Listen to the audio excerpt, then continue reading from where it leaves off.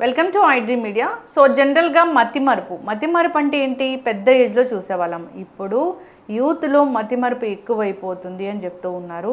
ఎందుకు? జాగ్రత్తలు ఏం తీసుకోవాలి? మరి సరి చేసుకోవచ్చా? ట్రీట్మెంట్స్ అంటే ఏమున్నాయి? పూర్తి వివరాలు తెలుసుకుందాం. మనతో పాటు ప్రముఖ న్యూరో సర్జన్ డాక్టర్ రంగనాథం గారు ఉన్నారు from Aster prime hospital, Ameerpet. Doctor గారు నమస్తే అండి. మతిమరుపు, మైండ్ సరిగా పనిచేస్తలేదు, ఇవన్నీ పెద్ద ఏజ్లో చూస్తాము. కానీ ఇప్పుడు ఎందుకు యంగ్స్టర్స్లో కూడా ఈ మతిమరుపు వస్తుందంట? మతిమరుపు రావడానికి కారణాలు అనేది యూత్లో అనేది కొంచెం కారణాలు వేరు.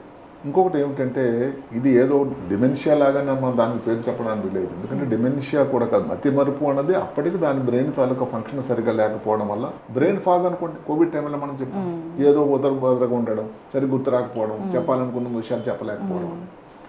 ఇది గత 10 సంవత్సరాలు తీసుకుంటే స్టడీలో దగ్గర 2013 నుంచి 2023 తీసుకుంటే 5.1 నుంచి 10.7 వరకు అది పెరిగిందంటే, అంటే డబుల్ అయిపోయింది నమ్మండి. అంటే ఇది ఎక్కువ అవుతుంది. దాని కారణాలు మనం మాట్లాడుకుందాం.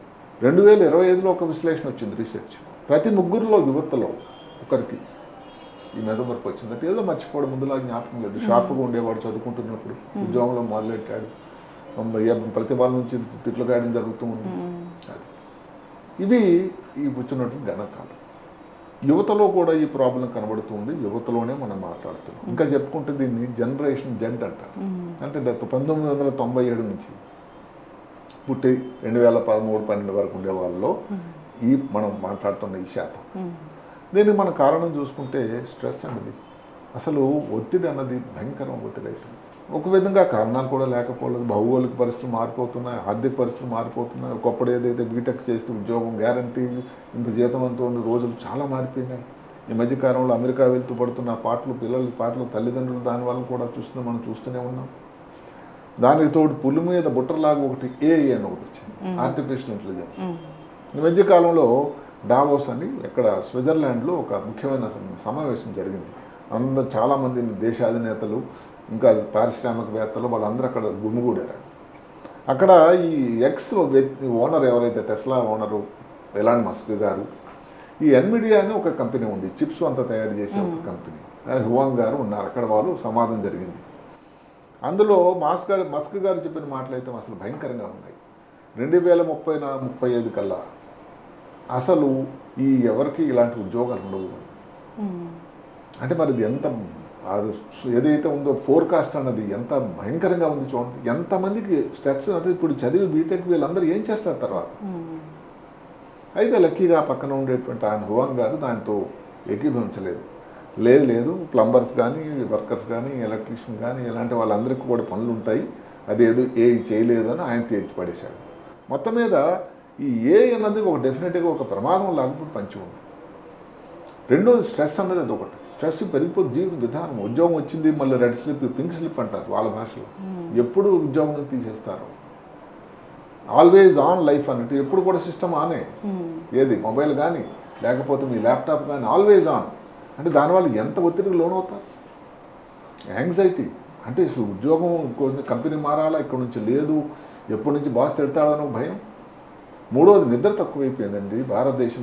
ఎన్నోసార్లు మనం చెప్పుకున్నాం.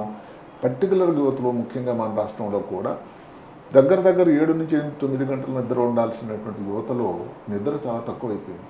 ఎందుకంటే ఎన్నోసార్లు చెప్పిన మాటే, భారతదేశం అందరూ పడుకున్న సమయంలో ఈ యువత మెలకుగా ఉండాల్సి వస్తుంది. ఎందుకు? వాళ్ళ క్లయింట్ ఆ టైంలో మెలకుగా ఉంటాడు. అంటే ఆ కాగ్నిటివ్ ఏదైతే ఉందో సర్కాడియన్ రిథమ్ అని భగవంతుడు తయారు చేశాడు, ఈ టైంలో పడుకోవాలి, ఈ టైంలో లేవాలని, అది తారుమారైపోతుంది. మూడవది స్ట్రెస్ ఎక్కువైపోయిందండి.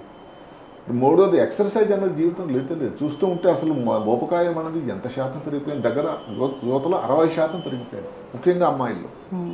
ఎందుకంటే కంటిన్యూస్గా డస్క్ జాబ్ కూర్చోవడమే.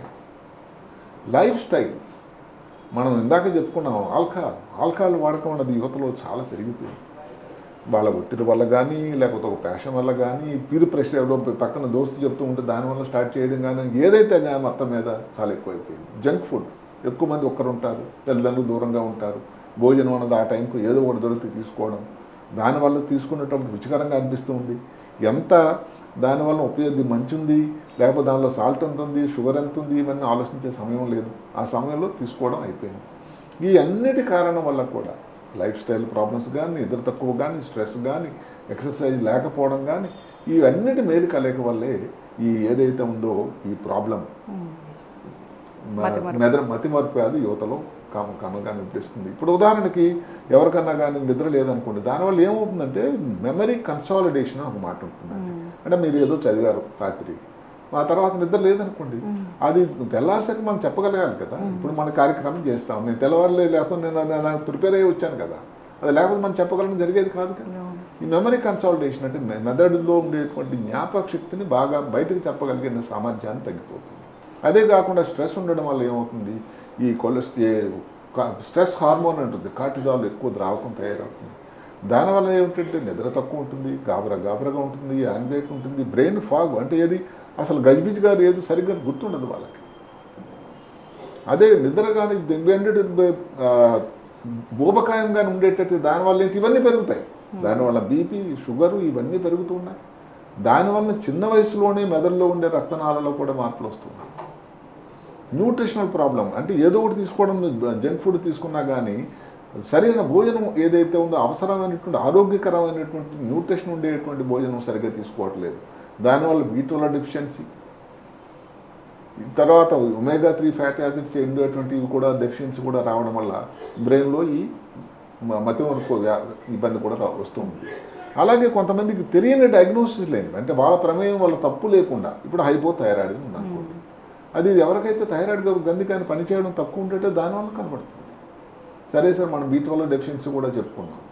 ఇంకా అది ఎవరి తప్పు లేకుండా బ్రెయిన్లో ఉండేటువంటి వ్యాధులు డైరెక్ట్గా ఎవరికైనా దెబ్బ తగిలింది అనుకోండి, కంట్యూషన్ అంటాం, యాక్సిడెంట్ అయింది, దానివల్ల కానీ బ్రెయిన్లో ఉండే ట్యూమర్ వల్ల కానీ బ్రెయిన్లో వచ్చే ఇన్ఫెక్షన్స్ వల్ల కానీ మనం మెనింజైటిస్ అని చెప్తూ ఉంటాం, ఎన్సెఫలైటిస్ అని, వెదరుబాపు వ్యాధి అని, వీటి వల్ల కానీ. అదే కాకుండా వాస్కులర్ ఈ మధ్యకాలంలో ఒకప్పుడు ఏంటంటే డిమెన్షియా అన్నది ఏదైతే ఉందో రక్తనాళాల్లో మార్పులు, ఇందాక చెప్పుకున్న కారణాలు అన్నిటి వల్ల కూడా మెదడులో రక్తనాళాలు కూడా మార్పులు వస్తున్నాయి. ఇవన్నిటి కారణాలు మెదడులో సంబంధించినటువంటి కారణాలు. భోజనంలో తేడా వల్ల సరే, స్ట్రెస్ అనేది సరే, నిద్ర తక్కువ సరే, లైఫ్ స్టైల్ మార్పులు కూడా. ఏం చెప్తుందంటే శాస్త్రం ఏంటంటే కనీసం రోజుకి 25 నిమిషాలు 20 నిమిషాలు ఎక్సర్సైజ్ చేయాలి. దాని జిమ్కే వెళ్ళక్కర్లేదు, టైం లేదండి ఎవరి దగ్గర. ఎందుకంటే కంటిన్యూస్గా సిస్టంలో కూర్చోవడం, ఎక్కడికి వెళ్ళినా కానీ ల్యాప్టాప్, ఎక్కడికి వెళ్ళినా కానీ ఇది మొబైల్. అలాంటి జీవితంలో నిద్ర మీద దానివల్ల బ్రెయిన్ మీద ఎంత ఉంటుంది దాని ఎఫెక్ట్. అంటే ఏదైతే రీకాల్ ఉంటుంది, నిద్ర మనం ఒక వస్తువు చదివి ఒక జ్ఞాపక శక్తి పెట్టి మనం చెప్పగలిగిన సామర్థ్యం లేకుండా అయిపోతుంది, మెదడు మీద అంత ఓవర్లోడ్ అయిపోతుంది. ఇంకోటి డిజిటల్ ఓవర్లోడ్, మల్టీ టాస్కింగ్. ఇంకో పని చేస్తాడండి, ఇక్కడ ల్యాప్టాప్ చూస్తాడు, అక్కడ ఏదో ఐప్యాడ్ చూస్తాడు, ఇంకెవరితో ఫోన్ మాట్లాడతాడు, అసలు జీవితం అస్తవ్యస్తం అయిపోయింది. అదే కాకుండా గంటలు కొలది దానికి అతుక్కుపోవడం, అంటే ఉద్యోగం అనేది దానికి సంబంధించింది కాబట్టి మనం చెప్పని పరిస్థితులుగా దానిలో కూడా ఏదో ఒక బ్రేక్ ఇవ్వాలండి. చిన్న మధ్యలో విరామిస్తూ ఉండాలి. కంటిన్యూస్గా ఉండేసరికి మీ మెదడు మీద ఓవర్లోడ్ అయిపోయి మెదడుకి ఇచ్చిన కెపాసిటీ కూడా లిమిటెడ్. అందువల్ల నేను ఏదైనా మేనేజ్ చేయగలను అనేటువంటి ఒక సూపర్ కాన్ఫిడెన్స్ పోకుండా దానివల్ల ఇబ్బందులు కూడా మీరు లోనవుతూ ఉంటారు. డిజిటల్ ఓవర్లోడ్ కూడా చాలా ఎక్కువైపోయింది, మల్టీ టాస్కింగ్ ఎక్కువైపోయింది. ఇన్ని దాని వలన వచ్చేదాని ప్రాబ్లమే యువతలో ఇది. దీనికి మధ్య మార్గం ఒకటే, సింపుల్ 7 నుంచి 8 గంటలు నిద్ర అవసరం అండి. ఏదైతే పని చేయొద్దని చెప్పాం కానీ డిజిటల్ అనేది మధ్యలో బ్రేక్స్ ఇవ్వాలండి. ఆల్కహాల్ తీసుకునే ముందు 1కి 10 సార్లు ఆలోచించండి, ఇది దీనివల్ల మంచి కాదు అని. ఎక్సర్సైజ్ అనేది మీకోసం, మీకు పెళ్ళి అయితే మీ కుటుంబం కోసం, పెళ్ళి కాకపోయినా మీ తల్లిదండ్రుల కోసమైనా ఎక్సర్సైజ్ అన్నది మీకోసం మీరు కొంత సమయం కేటాయించాలి. న్యూట్రిషియస్ ఫుడ్ అంటే ఆరోగ్యకరమైనటువంటి భోజనం చేయండి. ఏమైనా నట్స్ కానీ ఫ్రూట్స్ కానీ ఇవి తీసుకోండి. అక్కడ ఉండే ఏదైనా జంక్ ఫుడ్ ఏదో తీసుకోకండి. చిప్స్కు బదులుగా హ్యాపీగా నట్స్ తీసుకోండి. మిల్క్ ఇలాంటి పదార్థాలు కానీ, ఫ్రెష్ ఫ్రూట్స్ ఏ టైంలోనా తీసుకోవచ్చు. ఏదైనా నిద్ర అన్నది మీకు లేకపోతే ఇబ్బంది చాలా కష్టం. ఒక పోకడ వచ్చింది కొత్తగానండి ఈ మధ్యకాలంలో. ఇది విచిత్రంగా వినడానికి భలే ఇంట్రెస్టింగ్గా ఉంటుంది. దీని పేరు స్మూత్ లివింగ్. అంటే ఏంటో తెలుసా? స్మూత్ లివింగ్ అంటే మృదువైన జీవన విధానం. నాకు వద్దు బాబు ఈ స్ట్రెస్ అంతా, నేను దానిలో హ్యాపీగా ఉంటాను. పాతకాలంలో మాట చెప్పేవాళ్ళు, పరిగెత్తి పాలు తాగిన కన్నా నిలబడి నీళ్ళు తగిలి చాలు అని. ఇప్పుడు జనరేషన్ జెడ్ ఏదైతే మనం చెప్పుకున్నామో వాళ్ళ సంఖ్య ఎంత ఉందో తెలుసండి భారతదేశంలో 370 నుంచి 400 మిలియన్లు అట. అంటే ఇప్పుడు ఉన్న భారతదేశ జనాభాలో 30% వాళ్ళు. భారతదేశానికి ఆర్థికంగా ఎక్కువ గడించే ఆ గ్రూప్ అది. ఏదైనా కొత్త ప్రోడక్ట్ వచ్చిందనుకోండి, దాని మంచి చెడు లేదు చాలా బాగుందని చెప్పేటువంటి సామర్థ్యం వాళ్ళ నోటి వాక్ అంత ప్రజల్లో నడుస్తుందండి. ఇలాంటి జనరేషన్ జడ్లో ఒక మార్పు వచ్చిందండి. ఈ గాబరా బందిరి పరిగెత్తించి ఉద్యోగాలు హడావిడి తగ్గించి సౌకర్యం, సౌలభ్యం, శాంతి, ప్రశాంతంగా ఉండే వాతావరణం, దానికి అందరు ఇప్పుడు దానికి ఇది కడుతున్నారు. దానికి ఒక స్టడీ వచ్చింది. ఆ స్టడీలో మీరు నమ్ముతారు ఏమందో 71% మంది యువత ఏం చెప్తున్నారంటే, నా బ్యాంక్ అకౌంట్ ఎంత ఉన్నా నాకు వద్దు, నేను సంతోషంగా ఉన్న దానిలో వర్క్ లైఫ్ బ్యాలెన్స్, వర్క్ చేస్తూ లైఫ్ మీద కూడా దృష్టి పెట్టాలి అని. నేను ఏదో కొంతసేపు నేను రిలాక్సింగ్ కావాలంటే కొంత యోగా చేసుకుంటాను, కొంత మైండ్ఫుల్నెస్ చేసుకుంటాను, రాత్రి 9 గంటలు నిద్రపోవాలి, లిమిటెడ్ నెంబర్స్ ఆఫ్ వర్క్ పనిచేస్తా, ఇవన్నీ అని. చివరికి ఎలాంటిదంటే జీవించడానికి పని చేయడం, పని చేయించి పని చేయడానికి జీవించడం కాదు, మళ్ళీ బ్యాక్ టు రూట్స్ అంతే. అదే కాకుండా కొన్ని నేను ఇది నాకు స్ట్రెస్ అండి, నాకు ఒత్తిడి అయిపోతుంది, నేను చేయను అని చెప్పగలగాలంట. చెప్తున్నారంటే ఇప్పుడు యువత నో, నాకు ఉపయోగకరంగా ఉంది, ప్రశాంతంగా ఉంది, అనేది నేను చేస్తే నేను హ్యాపీగా ఉంటాను. నేను అసలు నాకు ఇంట్రెస్టింగ్ అనిపించింది, ఎవరో చాలా 7 డిజిట్స్ అంట, అంటే లక్షల కోట్ల జీతం వచ్చేటువంటి ఒక వ్యక్తి ఉద్యోగం స్వస్తి చెప్పి ఉత్తరాఖండ్ వెళ్ళిపోయి సేంద్రియ పుట్టగొడుగులు చేసుకుంటుందట వ్యాపారం. ఏదో 10 మందికి ఉద్యోగం ఇస్తూ ఉంటుంది, ఆయన హ్యాపీగా ఉంది, నాకు వచ్చింది చాలు అని. ఇంకొక వ్యక్తి ఏమని చెప్తారు, నేను శుభ్రంగా 9:30 లేస్తాను, ఏదైనా పుస్తకం చదువుకుంటూ ఉంటాను, ఒకసారి కాఫీ తాగుతాను, ఏదో హడావిడికి మెట్రోలకి ఉద్యోగం పరిగెత్తాల్సిన లేదు, వర్షం పడినా కూడా వెళ్ళాలని నాకు ఇబ్బంది ఏం లేదు, నాకు వచ్చిన జీతం చాలు. ఇట్లా 71%. ఇది ఎప్పుడు మొదలైందంటే ఈ కోవిడ్ తర్వాత. కోవిడ్లో చూసి ఇబ్బందులు. అదే కాకుండా ప్రామిస్లు అంటే ఏది ఒక ఇల్లు కొనేస్తారు, కారు కొంటారు, ఈఎంఐలు కట్టాలి, ఇవన్నీ అల్టిమేట్గా ఎక్కడైనా ఉద్యోగం ఏదైనా ఇబ్బంది వచ్చిందనుకోండి, ఇంకా మరి ఎంత కష్టం చూడండి. అదే కాకుండా తన ఆరోగ్యం, మెంటల్ ఆరోగ్యం, మానసిక ఆరోగ్యం మీద ప్రజల్లో అవగాహన పెరిగిందండి. ఈ కంటిన్యూస్ ఆఫ్ ఆల్వేజ్ ఆన్ అంటే ఎప్పుడన్నా ఒక మెయిల్ పెట్టచ్చు, ఒక ఏదో టిక్ సౌండ్ వస్తుంది, ఒక నోటిఫికేషన్ వస్తుంది. ఈ కల్చర్ అన్నది విసిగిపోయారు ప్రజలు.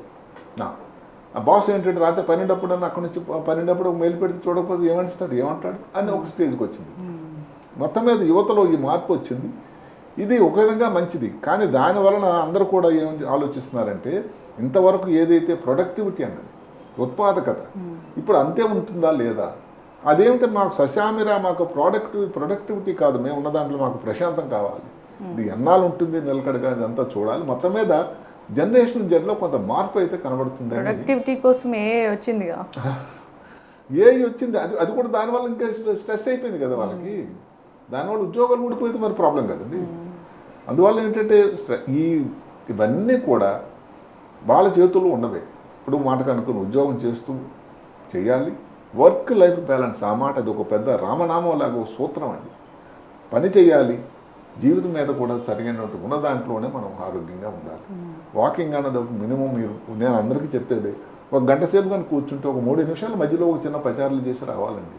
మీరు 8 గంటలు ఉద్యోగం చేస్తే దగ్గర కొన్ని అరగంట సేపు వాకింగ్ అయిపోయింది కదండి. ఎప్పుడో ఫ్రైడే నాడు అయిపోయిన తర్వాత 5 రోజులు అయిన తర్వాత సాటర్డే సండే నేను వాకింగ్ చేస్తానంటే జరగదు. దానివల్ల లేనిపోని ఇబ్బందులు అవుతూ ఉంటాయి.